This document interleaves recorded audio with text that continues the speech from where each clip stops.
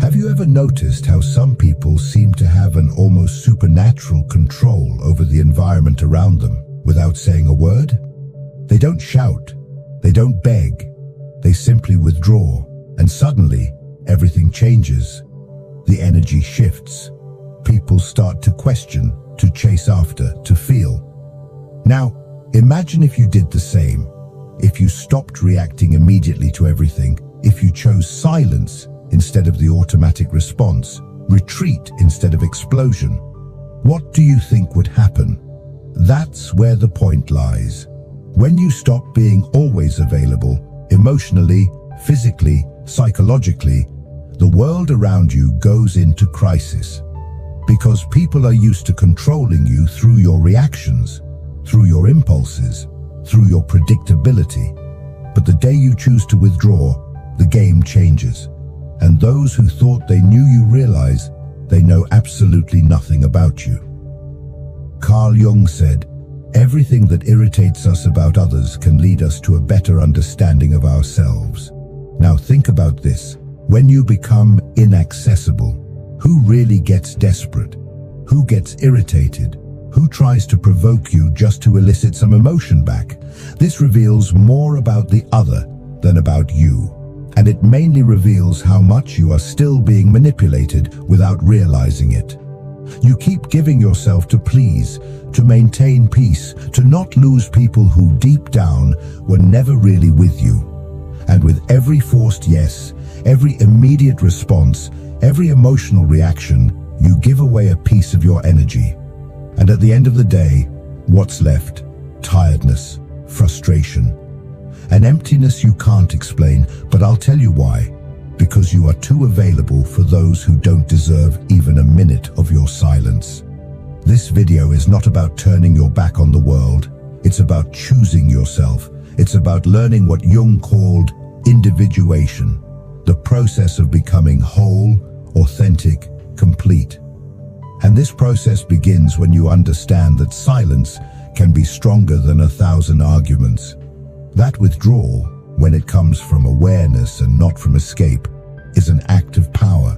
So I ask you now, looking into your eyes, how long will you continue to be controlled by the emotions of others? How long will you react like a puppet every time someone pokes your wound? Maybe it's time to cut those strings, to withdraw, to become a mystery, because when you stop being available, everything changes. You have been taught to always be present, to respond quickly, to please, to say yes even when you wanted to say no. Since childhood, you have been conditioned to believe that your worth lies in how available you are to others. But here's a truth that perhaps no one has told you with this clarity. This excessive availability is not a virtue. It is a prison. And as long as you continue to think that you need to be accessible all the time, emotionally or otherwise, you will be manipulated, drained, and forgotten as soon as you are no longer useful. Do you know why? Because being always available makes you seem predictable. And everything that is predictable becomes a tool. People start to use you as an emotional emergency button. They press it when they want attention, relief, validation, and then put you back on the shelf. But you don't realize this because you are trapped in an illusion that being present for everyone will make someone be present for you. But it doesn't work that way. Carl Jung spoke about the persona, this mask we wear to be accepted, loved, recognized, and it is exactly this mask that keeps you overly available. You say, "It's okay," when you are suffocating. You respond to messages immediately even when you are exhausted. You explain yourself, justify yourself, defend yourself, as if you owe something to the world. But the truth is that the more you place yourself at the center of others' stage, the more you disappear from your own. Being available all the time is a subtle form of self-abandonment. disguised way of seeking approval, avoiding rejection, trying to control the image others have of you. But this control comes at a price, and the price is your peace. It is your vital energy being distributed as if it were infinite, when in fact it is limited, very limited. People who want you available all the time, in fact, do not want you. They want what you provide: validation, company, distraction, emotional comfort. But when you change, when you set a boundary, when you refuse to react, those same people get irritated, accuse you, say you are weird. It's not because you changed, it's because you stopped being functional for them. And here's the cruelest point: the more available you are, the less value others give you. Because what is too abundant becomes emotional rag. No one respects what they don't have to earn. No one values what is always there. So now, stop and think. Who truly deserves your time? Who deserves your attention, your presence, your listening?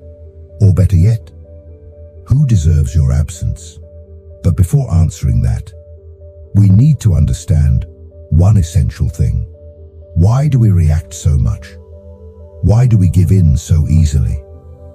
What is behind this almost automatic desire to respond, justify, and please? The answer lies in what Carl Jung called psychic energy. And that is what we will talk about in the next part. Because your energy is all you have. And if you don't learn to protect it, someone will use it against you. If this content is making sense to you, click the subscribe button and subscribe to the channel. Thank you for your support. Carl Jung did not see the human psyche as an automatic machine that reacts to stimuli without consequences. For him, our mind is like an energy system, and every thought, emotion, and action consumes a part of that energy. The question is, are you choosing where your energy goes, or are you letting the world decide for you? Every time you react impulsively, you are wasting psychic energy. When you defend yourself against a criticism that didn't even deserve attention, when you respond to a provocation just to prove you are right, when you engage in useless discussions, when you try to please those who do not value you, you are spending your inner strength on what does not nourish you. And Jung was clear: that which you resist persists.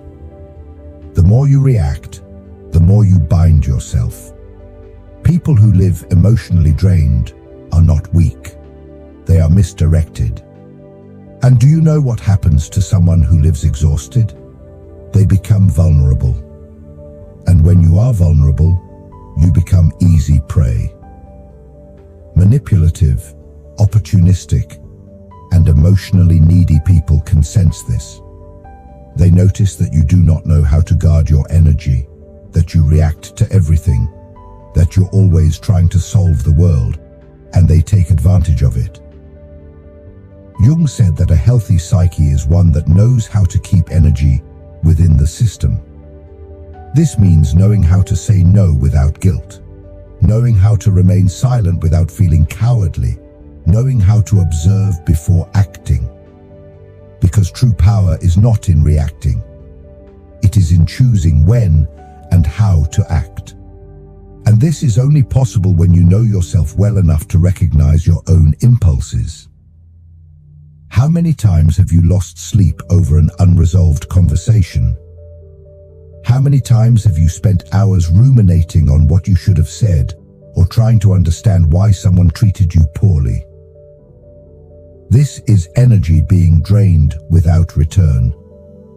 You are keeping alive ghosts that should have died long ago, and feeding dynamics that only exist because you insist on responding.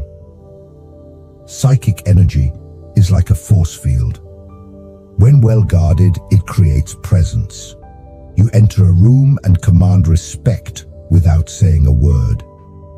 But when poorly managed, you become invisible, reactive, fragile. And the world has no mercy for those who give in easily. Therefore, start observing your own triggers. What makes you react automatically? What makes you lose your center? These are the exact points where your energy escapes, and that is where you need to work.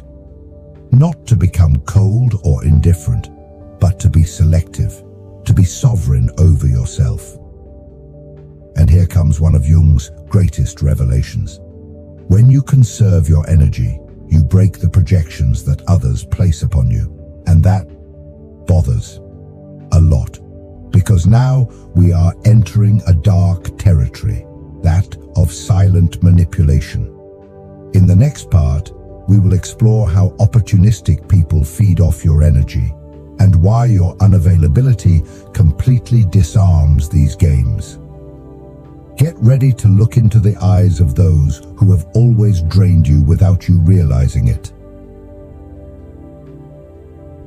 You think you are in control. You believe your reactions are conscious choices. But the truth is darker. Most of your emotional responses are programmed. And those who understand this manipulate you easily. Opportunistic people don't need to raise their voices, threaten, or force situations. They just trigger the buttons you've left exposed, and you react, always. Carl Jung called this projection, the psychological mechanism through which people project onto others what they cannot see in themselves. But there is another side to this phenomenon that few notice. While others project onto you, you also become the receptacle for these images. And the more emotionally available you are, the more you become a blank canvas for these projections. You know that friend who only reaches out when they are in crisis.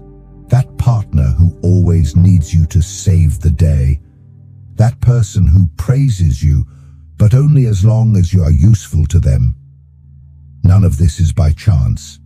They are not relating to you. They are relating to the idea of you, to the role you agree to play. And why do you agree? Because you are afraid of disappointing, afraid of not being loved, afraid of being abandoned. The most effective manipulation doesn't happen in shouting. It happens in the silence of guilt. When you feel that you owe something to the other, when you believe you need to be available, need to help, need to understand, even when it destroys you inside. And here is the central point. The manipulator doesn't need to control you.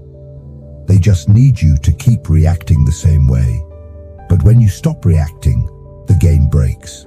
When you start saying no, responding with silence, withdrawing instead of explaining yourself, the projections begin to crumble. The mask they put on you falls. And this leaves people unsettled because they no longer know who you are. And worse, now they are forced to look at themselves. And not everyone is prepared for that. Your unavailability is a threat because it forces others to confront their own emptiness. The silence you offer reveals the internal noise they don't want to hear. And then comes the attack, the criticism, the emotional drama. Not because you are wrong, but because you stopped serving as a convenient mirror. Jung said, "We do not become enlightened by imagining figures of light, but by making the darkness conscious." When you withdraw, when you stop feeding the cycle, the other's shadow begins to emerge. And this is unbearable for those who have always used you as an escape. But what about you? Are you ready to deal with the discomfort of being misunderstood, rejected, or even attacked for protecting yourself? Are you ready to endure the silence that comes after the rupture? Because it is precisely in that silence that a new kind of power is born. And that is what we will talk about now. In the next part, you will understand why silence can be the most devastating weapon of the human psyche. and how it completely changes the dynamic between you and the world. The modern world is noisy. Everyone wants to be heard, wants to respond quickly, wants to win pointless debates and prove their point, even if it costs them their own peace. But there is a power that few know, and even fewer master. The power of silence. Not the silence of passivity or cowardice, but conscious, strategic, brutally lucid silence. The kind of silence that is not absence, but amplified presence. Carl Jung saw silence not as a void, but as a fertile ground for inner transformation. When you stop reacting, you begin to observe. And by observing, you see patterns that previously went unnoticed. Emotional repetitions, manipulation games, cycles of self-sabotage. Silence allows for lucidity. And lucidity is dangerous for those who live to control you. Have you noticed how some people panic when you don't respond? When you don't explain yourself? When you simply disappear? It's not because they miss you. It's because your silence takes away their narrative control. While you speak, you are still in the game. But when you are silent, you change the rules. And that unbalances anyone who thrives on your reaction. True silence is not the absence of voice. It is mastery over one's own energy. It is the refusal to be dragged down by someone else's emotions. It is the conscious choice not to engage in battles that are not worth your wear. Jung said that individuation, the process of becoming who you truly are, requires this distancing, because only in silence can you listen to yourself without the world's interference. But don't be fooled. Silence has a price. It will distance you from people who only valued you for the role you played. It will make you incomprehensible to those who only saw you through their own projections. It will make you seem cold, distant, arrogant. But all of this is a reaction from those who never wanted to deal with your depth, only with your utility. And here is the hard truth. The more you mature, the more selective you become with your words, because you understand that each sentence is an energetic investment, and not everyone deserves access to your truth. Sometimes silence is not retreat. It is sovereignty. It is the language of those who no longer need to prove anything to anyone. Silence is uncomfortable because it forces the other to deal with their own thoughts, with their own internal noise. And this discomfort reveals more about them than any argument of yours could reveal. You don't need to explain your absence. It explains itself. And those who feel threatened by it reveal how much they depended on your imbalance to maintain their own control. But the most powerful silence is not the one that disturbs the other. It is the silence that reconstructs you from within. The silence that connects you to something beyond external approval. It is in this internal space, free from others' demands, that you begin to recover your vital energy, to reconnect with your essence. And this is precisely what we will talk about in the next part. Because it's not enough to just cut out external noise. You need to relearn how to use your energy consciously. To choose where it goes, where it stays, and most importantly, where it should never be wasted. It's time to learn to be selective with your own soul. If you're in the process of reclaiming your energy and setting boundaries, you'll find real value in my book, Beyond the Shadow. It breaks down Jung's most important ideas and gives you tools to protect your energy, set boundaries, and reconnect with your true self. Link is in the pinned comment. It's no use understanding all of this intellectually if, in practice, you continue saying yes when you mean no, responding to messages that bother you, participating in empty conversations, and maintaining relationships that only exist out of inertia. Awareness without action is just another form of self-deception. True transformation begins when you firmly decide to become selective. And this requires emotional discipline. Conscious unavailability is not about being cold, arrogant, or indifferent. It's about no longer being accessible to anyone, at any time, for any reason. It's about taking control of your own energy, your own time, your own peace. And this starts with small actions, not responding immediately, breathing before reacting, leaving a discussion before being dragged into chaos, turning off your phone without guilt, saying, "Not today," saying, "I'm not interested," saying, "I won't get involved." But here's the most important part. You don't need to justify your absence. You don't need to explain your silence. You owe nothing to anyone but yourself. And this, for many people, is unforgivable. Because when you refuse to explain yourself, you take away the other person's power to keep you within an emotional narrative where you are always the helpful, understanding, accessible one. Carl Jung understood that every process of individuation goes through isolation. But not a depressive isolation, a sacred isolation. A time of inner retreat where you relearn to listen to your own voice without the world's interference. Where you rebuild your identity, not based on the gaze of others, but from your own center. Want to know a good thermometer for your evolution? Observe who starts to distance themselves from you when you become more reserved. Observe who tries to provoke you when you stop reacting. Observe who accuses you of having changed when you finally start to protect yourself. These are not signs that you are wrong. They are proof that you have begun to free yourself. Being unavailable is uncomfortable at first. You will feel guilty. You will think you are being selfish. You will hear that you are being too harsh. But this is part of the deconstruction process. You have spent your life being conditioned to put yourself second. It's natural that change causes discomfort, not only in you, but in everyone who benefited from your old version.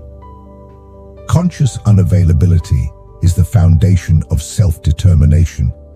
When you say no to the world, you are saying yes to yourself. When you withdraw from a toxic environment, you are reaffirming that your peace is worth more than any false connection. And when you stop explaining yourself, you begin to be respected, even if it's by few. But not everyone is ready for this type of presence. Because your emotional absence will expose wounds they do not want to face. It will reveal how much they depended on your emotional chaos to feel in control. And it is at this moment that the rupture comes. And with the rupture comes the pain, the loneliness, the estrangement, the feeling that you are losing something, when in fact you are just freeing yourself. But what happens after that? What comes after the distancing? What is born from the silence? In the last part, we will talk about this, about the rebirth that only happens when you have the courage to be misunderstood, to be alone, and to become whole on your own. It's time to understand why the loneliness of the strong is the path to true freedom. When you stop being available to everyone, something profound begins to happen. First comes the silence, an uncomfortable silence that seems to scream inside you. You wonder if you did the right thing, if you are being too harsh, if you are losing people who liked you. But gradually, this silence transforms. It begins to cleanse, to calm, to heal. And then comes solitude. But not the solitude of absence. It is the solitude of total presence, your own. The solitude of the strong. The solitude of one who no longer betrays themselves to keep others close. And in that space, where there was once confusion, clarity enters. Where there was once anxiety, peace enters. Where there was once neediness, a new kind of strength enters. The strength of being whole within yourself. Carl Jung said that the process of individuation, becoming who you really are, requires you to distance yourself from the collective, that you disidentify from the mask, that you walk alone for a while. And that is exactly what you are doing when you decide to become unavailable. You are not fleeing the world. You are returning to yourself.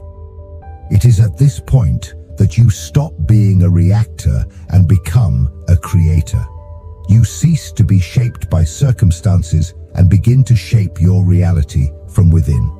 The people who feel uncomfortable with your absence, they reveal that they never wanted you. They wanted the role you played. And now that you no longer fit, they don't know what to do with you. And that is liberating. You will lose people, but you will find yourself.